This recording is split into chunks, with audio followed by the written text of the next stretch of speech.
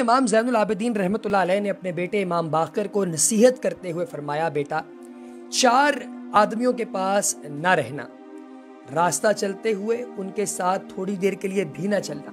کہنے لگے میں بڑا حیران ہوا کہ وہ اتنے خطرناک ہیں۔ پوچھا کہ وہ کون سے آدمی ہیں؟ فرمایا ایک بخیل آدمی، اس سے کبھی دوستی نہ کرنا، اس لیے کہ وہ تجھے ایسے وقت میں دھوکہ دے گا جب تجھے اس کی بہت ضرورت ہوگی، کہ وہ دور کو قریب ظاہر کرے گا اور قریب کو دور ظاہر کرے گا اور تجھے دھوکہ دے گا۔ اسی طریقے سے دوسرا فاسق آدمی ہے، کیونکہ وہ تجھے ایک لقمے کے بدلے یا ایک لقمے سے بھی کم میں بیچ دے گا۔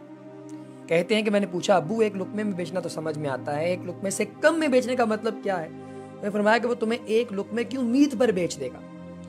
پھر فرمایا کہ وہ آدمی جو بے رحم، قطع رحمی کرنے والا، وہ اللہ تبارک و تعالیٰ نے قرآن پاک میں کئی جگہ اس پر لعنت فرمائی ہے۔ یہ باپ کی صحبت میں انمول موتی تھے۔